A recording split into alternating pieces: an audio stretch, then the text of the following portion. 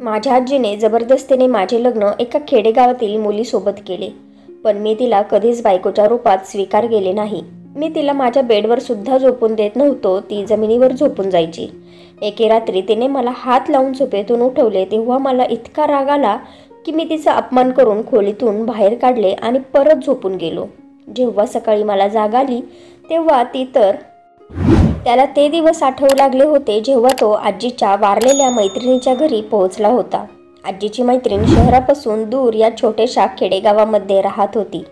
आई वडिलांच्या अपघाती मृत्यूनंतर आजीने त्याला सांभाळले होते. गावाकडच्या जमिनीतून इतके पैसे यायचे की घरामध्ये कधीच आर्थिक टंचाई जाणवली नाही. फक्त एकच गोष्ट आजी सारखी म्हणायची की या घरामध्ये एक सुनबाईची खूपच कमी आहे. तेव्हा तो हसायचा आणि विषय बदलून टाळायचा. खरं तर त्याला अजूनपर्यंत त्याला आवडेल अशी जीवनसाथी मिळालीच नव्हती. परंतु जेव्हा तो आजीसोबत गावाला आला तेव्हा त्याच्या आयुष्याने एक नवीन वळण घेतलं. आजीच्या मैत्रिणीची नात आजीला खूपच आवडली आणि मग जबरदस्तीने आजीने त्याचे लग्न तिच्यासोबत लावून दिलं. शहरात परत येताना लग्नाच्या शालूमध्ये ती देखील त्याच्यासोबत आली होती. साहिलने त्याची बायको कशी असावी आणि त्याच्या मनात ज्या बायकोबद्दल अपेक्षा होत्या त्या आता सगळ्या धुळीला मिळाल्या होत्या.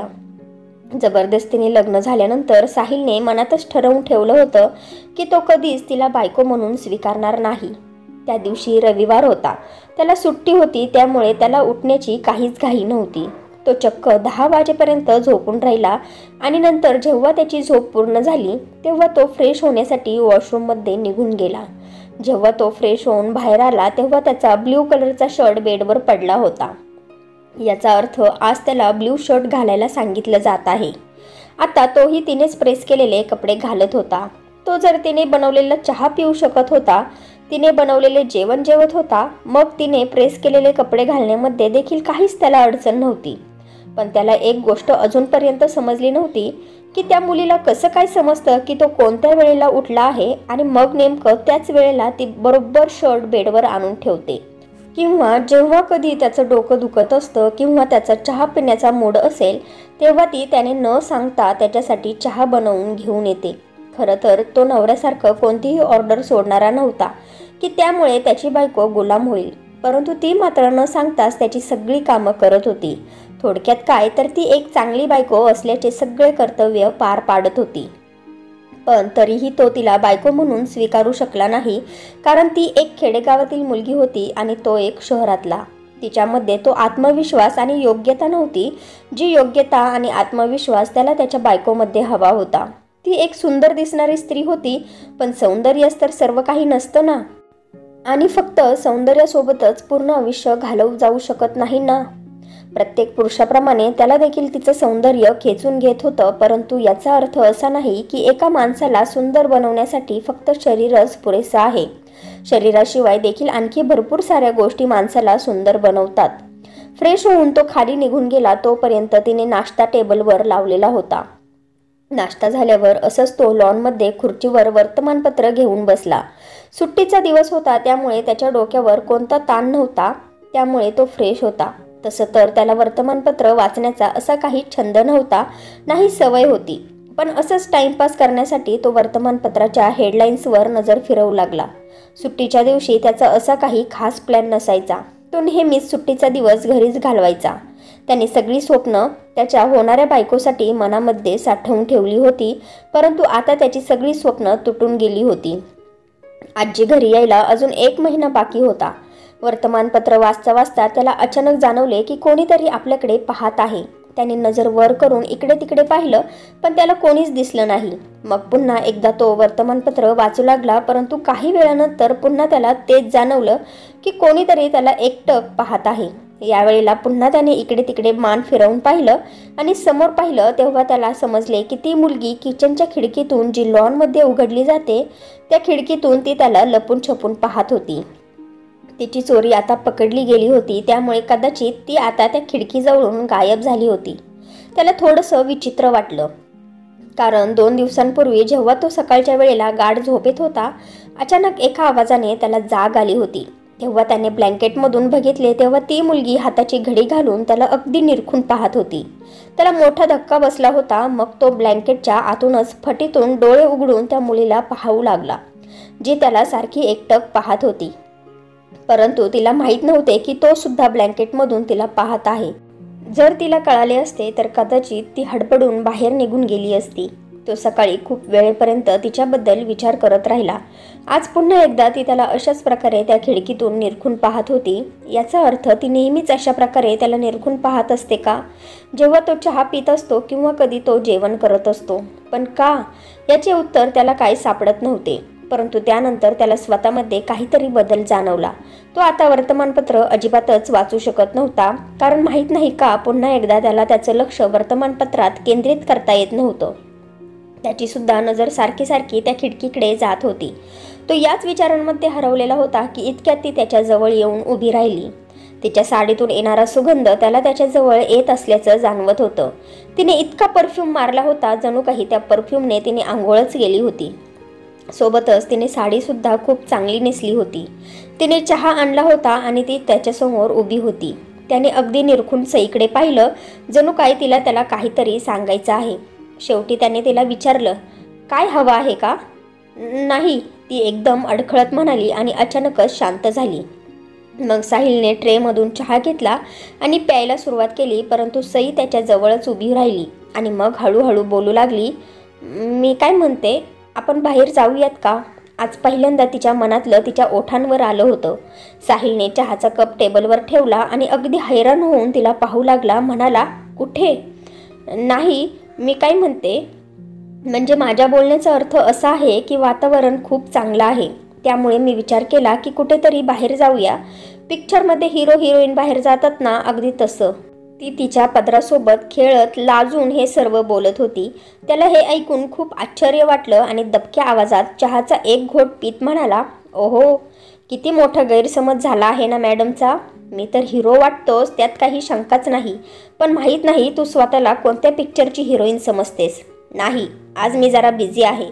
साहिलने अगदी तिरस्काराने तिला उत्तर दिलं आणि मग तिच्या चेहऱ्यावर उदासपण आलं. पहिले ज्या चेहऱ्यावर थोड्या वेळापूर्वी आनंदाचे रंग विखुरले होते आणि आता त्याच चेहऱ्यावर उदासपणा आला होता. त्याचे असे उत्तर ऐकल्यानंतर तिने नजर चोरली आणि धावतच किचनमध्ये निघून गेली. साहिलने नकारार्थी मान हलवली आणि पुटपुटला, आता या मॅडम किचनचा एक कोपरा पकडतील आणि तिचा रडण्याचा छंद पूर्ण करेल. साहिल खूप वेळपर्यंत तिथेच लॉनमध्ये बसून राहिला. मग नंतर हॉलमध्ये येऊन टीव्ही लावून बसला आणि मग इकडे तिकडे नजर फिरवू लागला. खरं तर तो तिला शोधत होता. त्याला तिला पाहायचं होतं. मग त्याने मनातल्या मनात काहीतरी विचार केला आणि पाणी पिण्याच्या बहाण्याने किचनमध्ये निघून गेला. किचनमध्ये सुद्धा ती त्याला दिसली नाही.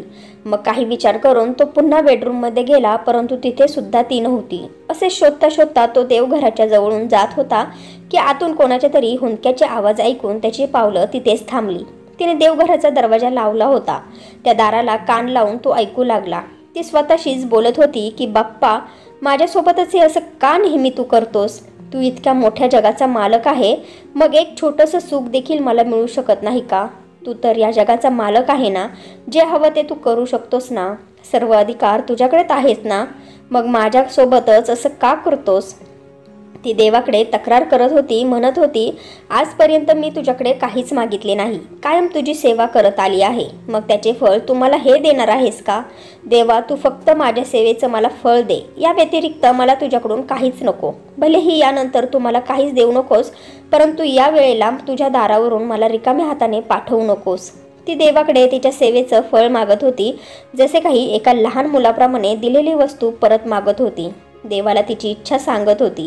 ती हे देखील विसरून गेली होती की ती एक साधारण माणूस आहे.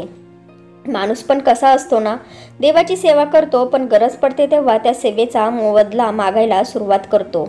माहीत नाही ती काय मागत होती. शेवटी ती अशी कोणती गोष्ट मागत होती की ती देवाजवळ त्या वस्तूसाठी इतक्या विनवण्या करत होती. साहिल त्या दारावरून बाजूला झाला आणि पुन्हा जाऊन सोफ्यावर बसला. माहीत नाही का त्याला तिचं रडणं आवडलं नाही. आता त्याला त्याच्या वागण्यावर पश्चाताप होत होता की का शेवटी त्याने तिचं बोलणं मान्य केलं नाही. काय झालं असतं जर तो तिच्यासोबत बाहेर फिरायला गेला असता? तसंही ती कुठे त्याच्या आयुष्यभराची जीवनसाथी होती. त्या घरामध्ये काही दिवसांसाठी तर आहे.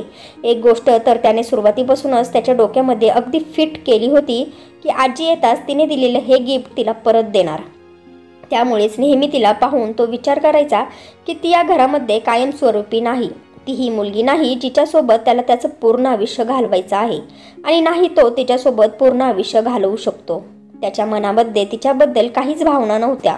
उलट तो कन्फ्यूज होत होता. तिचा गावठी चेहरा पाहून तो कन्फ्यूज होत होता आणि त्याला तिचा खूप तिरस्कार वाटायचा. म्हणायचा की आली मोठी गावावरून माझ्यासोबत या शहरात. आता सई पायऱ्या उतरून खाली येत होती. त्याने अगदी तिचा चेहरा निरखून पाहिला, पण आता त्या चेहऱ्यावर नाही कोणते अश्रू होते, नाही काही टेन्शन दिसत होतं. म्हणजे याचा अर्थ तिला तिची कमजोरी त्याच्या पुढे दाखवायची नव्हती. जेव्हा ती किचनमध्ये जाऊ लागली तेव्हा त्याने तिला आवाज दिला, ऐक ना, आज जेवण बनवू नकोस, आपण आज बाहेर जाऊ जेवायला.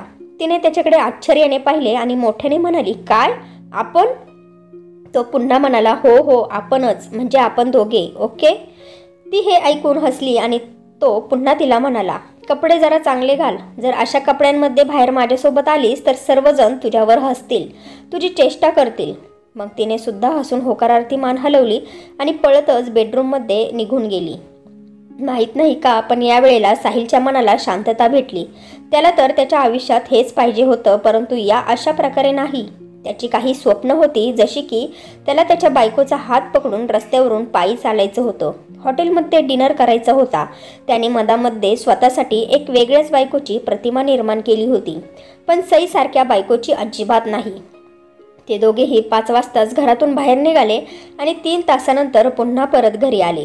तो थकला होता, त्यामुळे थोडासा आराम करण्यासाठी स्वतःच्या खोलीत निघून गेला. एके दिवशी ती त्याची कपडे प्रेस करत होती.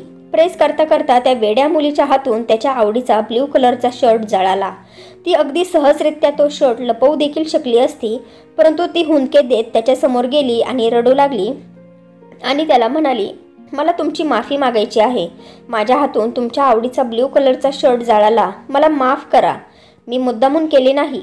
ती अजून बोलतच होती की त्यावर तो लगेच म्हणाला, ठीक आहे, यामध्ये इतकं रडण्याची काय गरज आहे? एवढं रडण्याचे नाटक करण्याची काहीच गरज नाही, ओके. त्यावर ती म्हणाली, अहो नाही, खरंच माझ्याकडून खूप मोठी चूक झाली आहे, त्यासाठी मी तुमची माफी मागते, कृपा करून मला माफ करा. त्यावर तो म्हणाला, अगं तू ही गोष्ट अगदी आरामात लपवू शकली असतीस. ब्ल्यू रंगाचे आणखी खूप सारे शर्ट माझ्याजवळ आहेत आणि मी प्रत्येक शर्टचा हिशोब माझ्याजवळ ठेवत नाही. मग तू मला तुझी चुकी सांगण्याची काहीच गरज नाही. ती म्हणाली, मी तुमच्यासोबत खोटं बोलू शकते, पण माझ्या देवासोबत नाही. तुमच्यासोबत खोटं बोलून मी वाचू शकते, पण त्या देवासमोर कशी वाचेल? तो तर सर्वच पाहत असतो ना, त्याला सर्व ठाऊक असतं ना. हे ऐकून साहिलला एक जोरदार झटका बसला. कशी वेडी मुलगी आहे ही, या जगामध्ये अशा मुली देखील असतात का? तो पूर्ण रस्ता त्याच मुलीबद्दल विचार करत राहिला. तो जेव्हा त्याच्या मित्रांच्यात गप्पा मारायला बसायचा तेव्हा त्याचे मित्र त्यांच्या बायकांबद्दल किती चित्रविचित्र तक्रारी करायचे, तेव्हा त्याला या मुलीची आठवण व्हायची. तो विचार करायचा की नक्की कोण बरोबर आहे, ही अडाणी गावातील मुलगी की शिकलेल्या सुशिक्षित मॉडर्न मुली ज्या स्वतःच्या नवऱ्यांवर हुकूमत गाजवतात, ना वेळेवर जेवण बनवतात आणि नाही मुलांना नीट सांभाळतात, फक्त प्रत्येक वेळेला मेकअप करण्यात व्यस्त असतात, अगदी हसून हसून परपुरुषांसोबत बोलतात. त्याला अशा प्रकारच्या स्त्रिया थोड्या विचित्रच वाटायच्या, परंतु त्याने त्याच्या आयुष्यात एका वेगळ्याच मुलीचा विचार केला होता. एक अशी मुलगी जी आजपर्यंत त्याने कधी पाहिली नसेल. त्याच्या मित्रांच्या अशा बायका होत्या ज्या त्यांच्या नवऱ्याच्या प्रत्येक गोष्टीमध्ये आक्षेप घ्यायच्या, आणि ही अशी मुलगी आहे जिला सांगितलं ना की रात्री उजेड असतो आणि दिवसा अंधार, तर ती त्या नवऱ्याच्या होला होच करेल. ही मुलगी तर स्वतःच्या नवऱ्याला अगदी पती परमेश्वर मानत होती. त्या मुलीसोबत राहून त्याला 1 महिना झाला होता आणि त्या 1 महिन्यात त्याला समजलं होतं की ती मुलगी कधीही खोटं बोलत नाही. विनाकारण कोणत्याही कामाशिवाय ती काहीच बोलत नाही. आता देखील ती फरशीवर झोपलेली होती. तिने कधीच असं म्हटलं नव्हतं की मला माझा अधिकार पाहिजे, बेडवर झोपणं हा माझा अधिकार आहे, माझा हक्क आहे. नेहमीच रात्री झोपण्यापूर्वी कोणता तरी विचित्र विषय घेऊन त्याला ती प्रश्न विचारायची आणि तो फक्त हा किंवा कधी कधी रागामध्ये तिचं ते बोलणं अगदी धुडकावून लावायचा, परंतु ती मात्र कधीच त्याच्या त्या रागावर नाराज झाली नव्हती. आज देखील ती नेहमीप्रमाणे शांतपणे फरशीवर झोपली. त्याला नेहमी रात्री त्या मुलीचं बोलणं अजिबात आवडत नव्हतं, परंतु विचित्र गोष्ट ही होती की जेव्हा ती मुलगी काही बोलायची नाही तेव्हा तो खूपच अस्वस्थ व्हायचा. आणि जेव्हा एके दिवशी त्याने तिला विचारलं की तू पुन्हा पुन्हा त्याच साड्या का नेसतेस, तू ड्रेस का नाही घालत, तेव्हा तिने उत्तर दिलं की माझ्याजवळ एवढ्याच साड्या आहेत, माझ्याकडे ड्रेस नाहीत. त्याने विचारलं, मग किती साड्या आहेत तुझ्याजवळ? तिने अगदी शांततेत उत्तर दिलं, 4. तिचं हे उत्तर ऐकून तो खूपच हैराण झाला होता.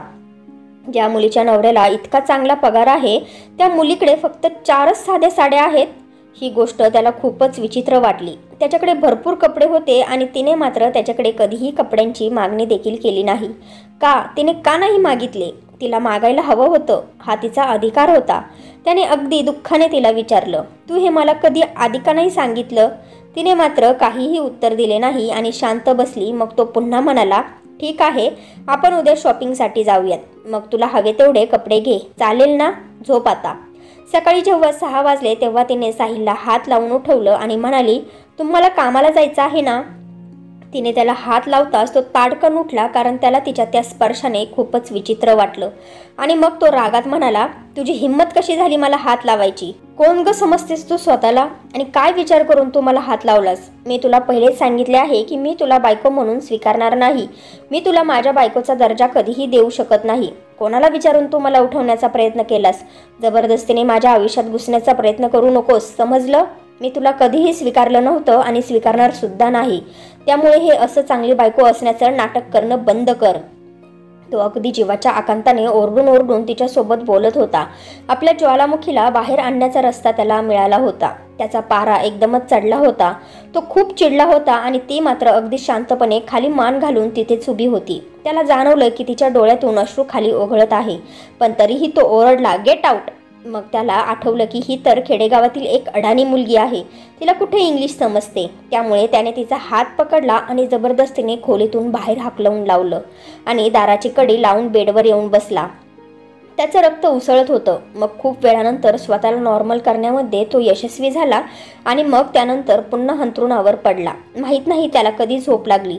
सुट्टीचा दिवस होता, त्यामुळे त्याला उठायला थोडा उशीर झाला. पुन्हा अलाराम वाजू लागला तेव्हा तो उठला आणि वॉशरूममध्ये गेला. तेव्हा डोक्यामध्ये थोडं दुखतंय याची त्याला जाणीव झाली. सकाळी 6 वाजता घडलेला तो प्रसंग अजूनही डोक्यामध्ये ताजा होता. वॉशरूममधून तो जेव्हा बाहेर आला तेव्हा नेहमीप्रमाणे त्याचा शर्ट बेडवर ठेवलेला नव्हता आणि नाही टेबलवर नाश्ता लावलेला होता. त्याला समजले की ती त्याच्यावर नाराज आहे. त्याचं मन त्याला सांगत होतं की तू तिच्यासोबत हे योग्य केलं नाहीस, तिच्यासोबत किती वाईट वागलास. तो किचनमध्ये गेला, स्वतःसाठी स्वतः नाश्ता बनवू लागला. पण नाश्ता बनवण्याचे त्याचे मन करत नव्हते, कारण मागच्या कित्येक दिवसांपासून तो तिच्या हातचा नाश्ता खात होता. स्वतःसाठी नाश्ता बनवण्याची त्याची सवय निघून गेली होती.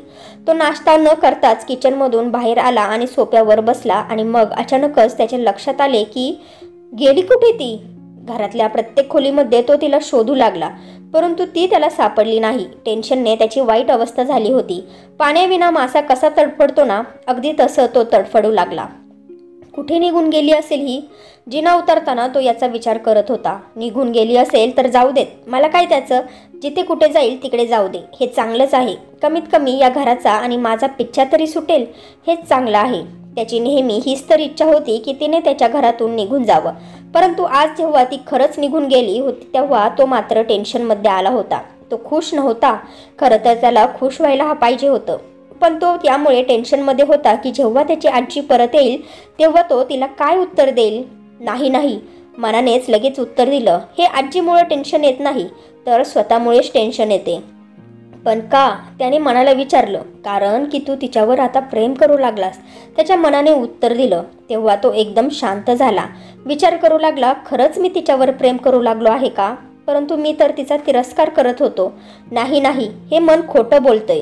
तो मनाला खोटं ठरवण्याचा प्रयत्न करत होता, परंतु तो असं करू शकला नाही, कारण की मन कधीही खोटं बोलत नाही. मन नेहमीच खरं बोलतं. मला फक्त तिची सवय झाली नाही तर मी तिच्यावर प्रेम करू लागलो आहे. पण ती कुठे गेली आहे? तो अगदी ओरडाओरड करत घराला विचारू लागला, परंतु घर तर पूर्ण शांत होतं. त्याला आयुष्यात पहिल्यांदाच एकटेपणाची जाणीव होऊ लागली. पहिल्यांदाच घराची ती शांतता त्याला भयान वाटू लागली. त्याला आज पहिल्यांदा जाणवलं होतं की तो तिच्यावर प्रेम करू लागला आहे. त्याला ज्या मुलीला त्याच्या आयुष्याची जोडीदार बनवायची होती ती जोडीदार हीच मुलगी होती. तिच्याशिवाय दुसरी कोणीही होऊ शकत नाही. तिच्या इतकं प्रेमळ तर कोणीच असू शकत नाही. इतकी निरागस, इतकी खरी जीवनसाथीच्या रूपामध्ये त्याला फक्त हीच मुलगी पाहिजे होती. तिच्याशिवाय दुसरी कोणी होऊ शकत नाही. तिच्यासारखी मुलगी या जगामध्ये असू शकत नाही. जर माझी आजी तिच्यावर विश्वास करत होती तर तिचा तो विश्वास अगदीच योग्य होता. खरंच ती स्वतःच्या नातवासाठी एक चांगली बायको शोधून घेऊन आली होती. जर त्याने आजीच्या विरोधात जाऊन मॉडर्न मुलीसोबत लग्न केलं असतं तर काय झालं असतं? तिच्यामध्ये इतका संयम असता का? तिने माझी प्रत्येक गोष्ट अशा प्रकारे सहन केली असती का? मी तिला नेहमीच ओरडत राहिलो, रागवत राहिलो, तिचा अपमान करत राहिलो. तिला कधीच माझी बायको समजले नाही, परंतु तिने कधीही माझं काम करण्यामध्ये नकार दिला नाही. आज तो पहिल्यांदाच तिने बोललेलं सर्व काही आठवत होता. अहो, ब्युटी पार्लर काय असतं? या टीव्हीला करंट तर येत नाही ना? आमच्या गावामध्ये पहिले पुरुष जेवतात आणि मग बायका त्यांचं उष्ट जेवण जेवतात. तुम्हाला गाडी चालवता येते का? देवा, मला माझ्या सेवेचं फळ दे. मला तुझ्या घरातून रिकामं पाठवू नकोस. अहो, तुमचा आवडीचा शर्ट माझ्या हातून जळाला. मी तुमच्यासोबत तर खोटं बोलू शकते, परंतु देवासोबत नाही. त्याला सर्व काही माहीत असतं ना. तुमच्यासोबत खोटं बोलून वाचू शकते, परंतु देवासोबत कसं खोटं बोलू? तिचं हे निरागस बोलणं त्याला आठवत होतं, ज्यात कोणताच हेतू नव्हता. अरे देवा, हे मी काय केलं तिच्यासोबत? मी तिच्यासोबत किती उद्धटपणाने बोललो. सकाळी मला इतका राग का आला होता? खरं तर ती असं तसं काही बोललीच नव्हती, फक्त मला ऑफिससाठी उठवत होती. त्या बिचारीच्या हे सुद्धा लक्षात नव्हतं की आज रविवार आहे. ती इतकी चांगली होती की तिने कधीच तक्रार केली नाही, कधीच कोणत्या गोष्टीवरून नाराज झाली नाही. पण आता गेली कुठे ती? प्लीज परत ये. मी तुला परत कधीच असं बोलणार नाही. आपण दोघं प्रेमाने एकत्र नवरा बायको म्हणून राहू. त्याला त्याच्या गालावर ओलावा जाणवला. तो गाडीची चावी घेऊन धावत धावत गेला आणि गाडीमध्ये बसून रेल्वे स्टेशनकडे जाऊ लागला. तो फुल स्पीडमध्ये गाडी चालवत होता, कारण त्याला लवकरात लवकर रेल्वे स्टेशनवर पोहोचायचं होतं. त्याला स्वतःची काळजी नव्हती, पण त्याला काळजी होती की ती निघून जाऊ नये. तो धावत जेव्हा रेल्वे स्टेशनपर्यंत पोहोचला तेव्हा एका बेंचवर एक माणूस बसलेला होता. त्याला विचारलं, एक्सक्यूज मी, या ट्रेनचा टायमिंग काय आहे? तेव्हा तो माणूस म्हणाला, अहो, ही ट्रेन आत्ताच गेली. हे ऐकून तर त्याचा जीवच निघून गेला. शेवटी थकून तो बेंचवर बसला.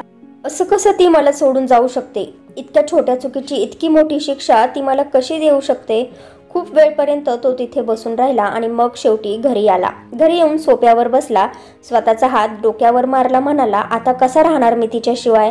मला तर तिची आता सवय झाली आहे.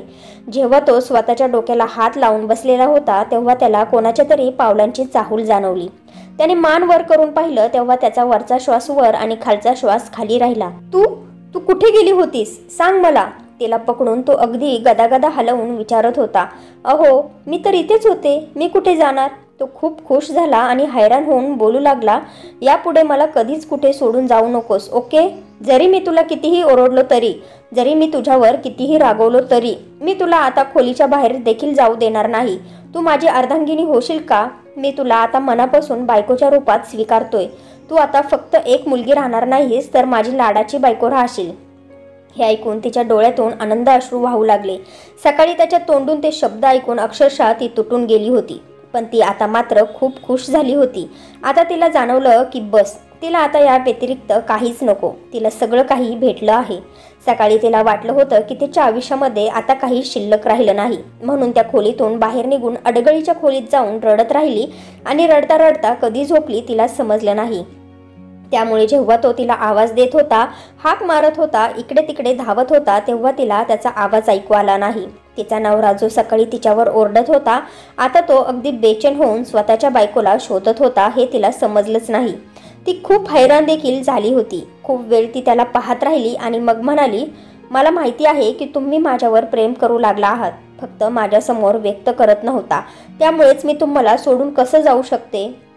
तुमचा राग मी सहन करू शकते, परंतु तुम्हाला माहीत आहे माझं मन तुटलं होतं तुमच्या रागाने. तुम्ही रागवा, परंतु रागामध्ये मला स्वतःच्या नजरेमध्ये इतकं खाली पाडू नका. तो मान खाली घालून उभा होता आणि त्याला तसं पाहून पुन्हा ती मस्करी करत म्हणाली, तुम्हाला एक खरं सांगू का? मी तुम्हाला पाहिलं होतं, तुम्ही मला शोधत होतात, आवाज देत होतात. मी खिडकीतून तुमचा तो चेहरा पाहत होते, परंतु मला त्यावेळेला तुमच्याजवळ यायचं नव्हतं, कारण की तुम्ही इतके दिवस मला जो त्रास दिला होतात त्यामुळे मला देखील तुम्हाला त्रास द्यायचा होता. मी पाहत होते तुमचं ते तडफडणं आणि मग मी माझा बदला आज वसूल करत होते. ती हसत चेष्टा करत म्हणाली. तो सुद्धा खळखळून हसला आणि त्याने तिला मिठी मारली. काल सकाळी ती नाराज होती, खूप रडली होती, पण आज सकाळी ते काहीच नव्हतं झालं. आजची सकाळ त्यांची अविस्मरणीय सकाळ होती. एक नवीन आयुष्य घेऊन आलेली सकाळ. त्याने तर कधीच त्याच्या प्रेमाची कबुली दिली नसती, पण हा नशिबाचा निर्णय होता. जे काही घडते ते चांगल्यासाठीच घडते. नक्कीच या जगात देव आहे, जो आपल्या विचारांवर लक्ष ठेवतो, नियंत्रण ठेवतो आणि कायम आपल्यासाठी चांगला निर्णय घेतो. तोच आहे जो पूर्ण जगाला चालवतो. शेवटी तिच्या देवाने प्रार्थना ऐकली होती. तिला तिच्या सेवेचं फळ भेटलं होतं. तिने आभाळाकडे एक नजर टाकली आणि म्हणाली, शेवटी जोड्या तूच बनवतोस. तू कधीही माणसांमध्ये फरक करत नाही, ना अडाणी ना सुशिक्षित, ना शहरी ना खेडेगावातील, आणि ना गरिबांमध्ये नाही श्रीमंतांमध्ये. तू सर्वांनाच 2 डोळे 2 कान 2 पाय देऊन पाठवतो. खरा भेदभाव तर ही माणसं करतात, आणि तू कधी माणसाच्या मनातून तिरस्कार काढून प्रेम भरेल हे सांगता येत नाही. तुझ्याशिवाय हे कोणीही करू शकत नाही. खरंच देव आहे या जगामध्ये. सईने मनोमन साहिलच्या आजीचे देखील आभार मानले. 4 दिवसांनी साहिलच्या आजीबाई आल्या. त्या साहिल आणि सईला आनंदी पाहून खूप खुश झाल्या होत्या आणि म्हणाल्या, शेवटी आजीबाईंचा बटवा कामी आला. कारण त्या मुद्दामून साहिलचं लग्न झाल्यावर 1 महिना गावाकडेच राहिल्या, फक्त आणि फक्त त्या दोघांना एकांत भेटावा म्हणून. त्यांना माहिती होतं सई आपल्या स्वभावाने साहिलचं प्रेम जिंकेल आणि तिला बायको म्हणून साहिल स्वीकारेल. साहिल आणि सईने आजीचा आशीर्वाद घेतला आणि आपल्या सुखी संसाराची सुरुवात केली. तर मित्र आणि मैत्रिणींनो, आपली माणसं जे आपल्यासाठी करतात ते आपल्या भल्यासाठीच करतात. सुरुवातीला ते कडू औषध लागतं, पण आयुष्याचे कल्याण होते. हो ना? तुम्हाला काय वाटते ते मला कमेंट्स करून नक्की सांगा. तर फ्रेंड्स, तुम्हाला ही स्टोरी आवडली असेल तर व्हिडिओला लाईक करा आणि आपल्या नात्यांचा स्पर्श या चॅनलला सबस्क्राईब करा आणि बेल आयकॉनवर क्लिक करून ऑलवर सेट करा, म्हणजे पुढची व्हिडिओ तुम्हाला लगेच भेटेल. धन्यवाद.